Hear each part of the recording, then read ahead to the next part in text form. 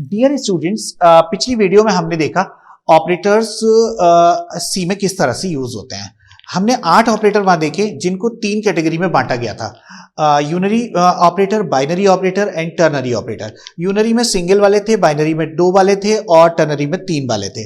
इनमें से कोई भी जो ऑपरेटर है वो किसी न किसी कैटेगरी में जरूर फॉल करता है। हमने कल जो देखे थे वो अर्थमेटिक था जो मैथमेटिक्स के थे, दूसरा रिलेशनल था जो रिलेशन चेक करता था, अच्छा लॉजिकल था जो लॉजिक्स चेक करता था। लॉजिकल और रिलेशनल दोनों हमेशा ट्रू और फॉल्स यानी कि बुलियन वैल्यूज रिटर्न करते थे। आज बात करते हैं हम असाइनमेंट ऑपरेटर की। तो असाइनमेंट ऑपरेटर देखें तो असाइनमेंट में एक सिंगल इक्वल टू यूज होता है, इसका नाम होता है इक्वल टू ऑपरेटर। अच्छा, इक्वल टू ऑपरेटर भी बाइनरी ऑपरेटर है, बाइनरी ऑपरेटर है क्योंकि it is again applied on 2 operands. Means a equal to 5 लिख सकते हो या a इक्वल टू b लिख सकते हो, इस तरह से। तो 2 पे काम करता है इसलिए ये बाइनरी है, ठीक है।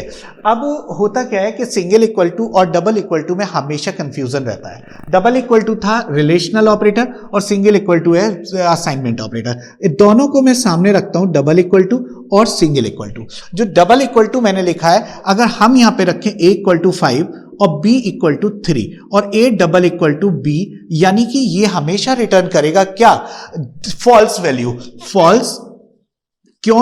क्योंकि इसलिए 5 इज नेवर इक्वल टू 3। जब ये दोनों कभी बराबर नहीं होंगे तो ये फॉल्स रिटर्न करेगा। लेकिन एक खास बात रहेगी, a की वैल्यू इस टाइम पे भी 5 और b की वैल्यू अभी भी 3 ही रहेगी, मतलब no change on the operands. जबकि अगर यहां देखा जाए तो a की वैल्यू 5 और b की वैल्यू अगर मैंने 3 रखी और a इक्वल टू b लिख दिया तो इसके लिखने से पता है क्या होगा? a की वैल्यू ही चेंज हो जाएगी। Means a will become the value of b यानी कि 3।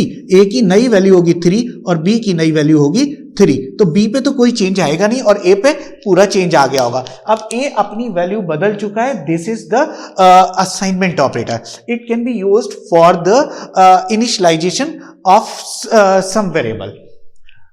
ये था हमारा असाइनमेंट ऑपरेटर। अब हम आ रहे हैं नेक्स्ट ऑपरेटर, कंडीशनल ऑपरेटर के ऊपर। अभी तक हमने यूनरी देखे, बाइनरी देखे, लेकिन टर्नरी कोई नहीं आया। टर्नरी अब हमारा आने वाला है। टर्नरी में होता क्या है? एक क्वेश्चन मार्क है और एक कोलन है। इन दोनों के कॉम्बिनेशन से जो बनता है वो बनता है टर्नरी ऑपरेटर। टर्नरी है जिसी को हम क्या कहते हैं? Conditional operator. अब टर्नरी में ये पहली चीज होती है कंडीशन। इसमें पहला लिखा जाता है कंडीशन और दूसरा लिखा जाता है स्टेटमेंट 1 और इसमें तीसरा लिखा जाता है स्टेटमेंट 2।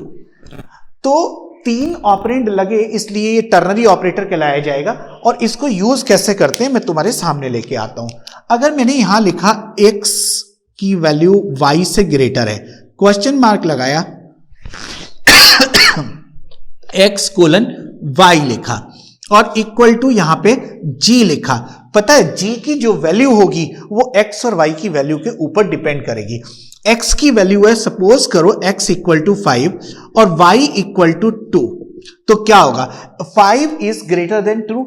ये बात ट्रू हुई और ट्रू होते ही ये क्या करता है? देखो मैं इसका एक जो मैंने ये अभी ऑपरेटर दिखाया इसका लॉजिक बताता हूं। कंडीशन की वैल्यू आइदर ट्रू या फॉल्स आएगी। कंडीशन की वैल्यू अगर ट्रू आए तो फिर ये वाला स्टेटमेंट चलता है और कंडीशन की वैल्यू अगर फॉल्स आए तो ये at a time only one statement will be executed, either statement 1 और स्टेटमेंट 2, दोनों में से एक चलता है। तो अगर ये वाला चलेगा, मतलब ये कंडीशन ट्रू होगी तो ये चलेगा, फॉल्स होगी तो ये चलेगा। बस वही चीज यहां पे अप्लाई होगी कि g की वैल्यू x होगी या y होगी। ये डिपेंड करता है x और y की खुद की वैल्यू के ऊपर। अगर x 5 है और y 2 है, 5 is greater then 2 if it is true. अरे ये तो ट्रू है, अगर ट्रू है तो ये चलेगा, यानी कि g विल बी 5, यानी कि x के अकॉर्डिंग x क्यों की बड़ा था इसलिए g की वैल्यू 5 आएगी। बट अगर x की वैल्यू मान लो 2 और y की वैल्यू 15 होती तो क्या होता? 2 is greater than 15 becomes false और फॉल्स होने की वजह से ये कहां चला जाता? y पे चला जाता। इट मींस कि g विल बी 15 मतलब y। इस तरह से ये चलता है कंडीशनल ऑपरेटर, ठीक है। तो कंडीशनल एक टर्नरी ऑपरेटर है और कंडीशनल भी इसका नाम है, और कैसे काम करता है मैंने आपको समझा दिया।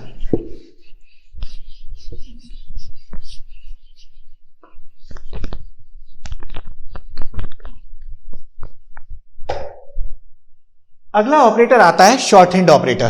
तो शॉर्ट हैंड ऑपरेटर को चलाने के लिए पहली बात तो ये होते क्या है, plus equal to minus equal to divide equal to multiply equal to, इस तरह से बन जाते हैं। शॉर्ट हैंड बनते हैं, ये कोई अलग से नहीं आते। इनका रहता क्या है, अगर मेरे को लिखना है a equal to b plus c तो ये कभी काम नहीं करते, लेकिन अगर a equal to a plus b लिखना हो तो ये हमेशा काम करते हैं। इसके लिए तो मैं क्रॉस लगाऊंगा, इसके लिए मैं राइट करूंगा। इसका मतलब क्या हो, a equal to a plus b को अगर शॉर्ट हैंड करना है, मींस करते कैसे हैं, a plus equal to b लिखा जाता है और इसी से इसका मतलब हो जाता है a equal to a plus b. तो ये बहुत बढ़िया रहते हैं। a minus equal to b मतलब a equal to a minus b, a multiplied by equal to b मतलब a equal to a multiplied by b. Shorthand इसलिए बोलते हैं क्योंकि ये एक ऑपरेंड को शॉर्ट कर देता है, बस इतनी सी बात थी। तो ये था हमारा शॉर्टकट ऑपरेटर, शॉर्ट हैंड या शॉर्टकट ऑपरेटर दोनों बोल देते हैं।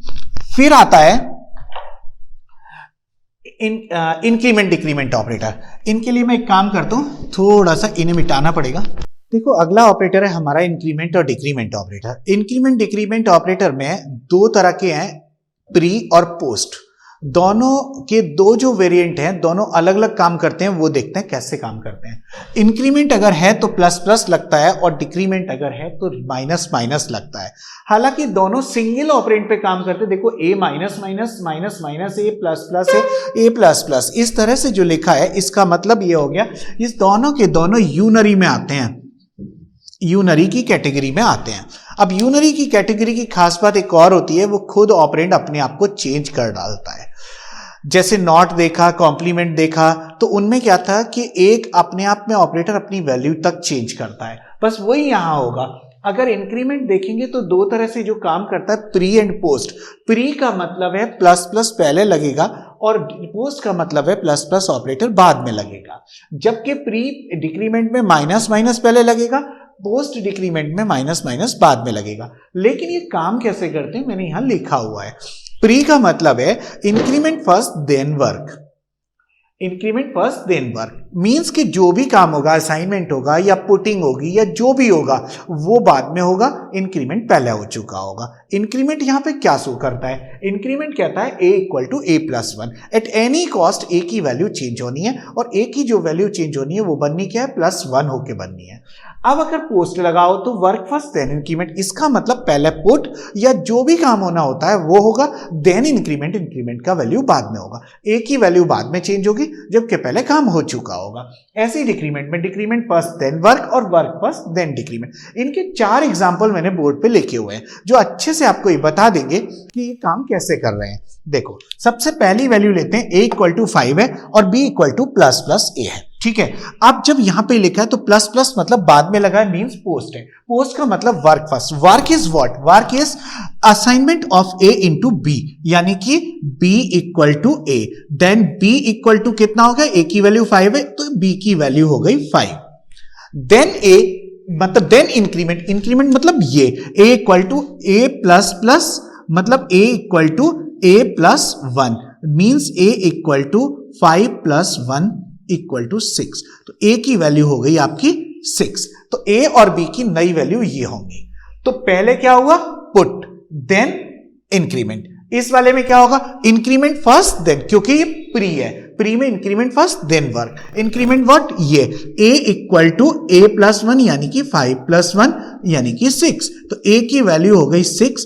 जो होता क्या है, 6 होते ही ये वाली वैल्यू कैंसिल हो जाती है और क्या होगा, अब देन असाइनमेंट यानी कि work a b equal to a। तो b इक्वल टू जब आप a लिखेंगे तो b इक्वल टू कितना हो जाएगा, b इक्वल टू हो जाएगा 6। इस तरह से तुम देखोगे a की वैल्यू यहां, a की वैल्यू यहां और यहां सेम है लेकिन b की वैल्यू डिफरेंट है। ऐसे ही यहां पे पोस्ट में, वो डिक्रीमेंट में होता है। यहां पोस्ट डिक्रीमेंट है, पहले क्या होगा असाइनमेंट, तो b में आएगा 5 और a माइनस माइनस a हो जाएगा 5 माइनस 1 मतलब 4। तो a की नई वैल्यू 4 और बी की नई वैल्यू 5। ऐसे करके यहां प्री है, प्री का मतलब इंक्रीमेंट, वो decrement first then work. Decrement क्या है, a equal to a minus 1, मतलब a इक्वल टू 5 माइनस 1 बराबर 4। तो a इक्वल टू 4 और b की वैल्यू देन असाइन कीजिए और क्या होगा, b इक्वल टू a और b इक्वल टू a मतलब 4। वो कट चुका होगा, a की वैल्यू खत्म हो चुकी होती है। मतलब ये क्या है, खुद की वैल्यूज को चेंज करते हैं, इसलिए इनको यूनरी ऑपरेटर की कैटेगरी में रखा गया है और सिंगल ऑपरेंड पे काम करते हैं। It was all about increment decrement operator. देखो अभी हमने ना इंक्रीमेंट डिक्रीमेंट ऑपरेटर के बारे में जाना, लेकिन ये बहुत ज्यादा नहीं था। इसके बारे में तो अभी हम बहुत कुछ जानेंगे, यानी कि एक वीडियो इस पे स्पेशली एक्सरसाइज की बनेगी और वो नेक्स्ट वीडियो ही होगी और वो आप देखेंगे। तो इंक्रीमेंट डिक्रीमेंट में मेरे ख्याल में इंटरव्यू में सबसे ज्यादा क्वेश्चन पूछे जाते हैं, जिसमें क्या होता है कि हमारी गलतियां 100% बल्कि 99% तो मैं जरूर कहूंगा कि होती हैं। तो उसको ठीक करने के लिए मैं अगली वीडियो दूंगा और उस वीडियो में आप इंक्रीमेंट डिक्रीमेंट को बहुत अच्छे से सीख जाएंगे, सारा तरीका बताऊंगा। और बिटवाइज ऑपरेटर रह गए, बिटवाइज ऑपरेटर की उससे अगली वीडियो आएगी, ठीक है। और यही था सब कुछ। God bless you, all the best.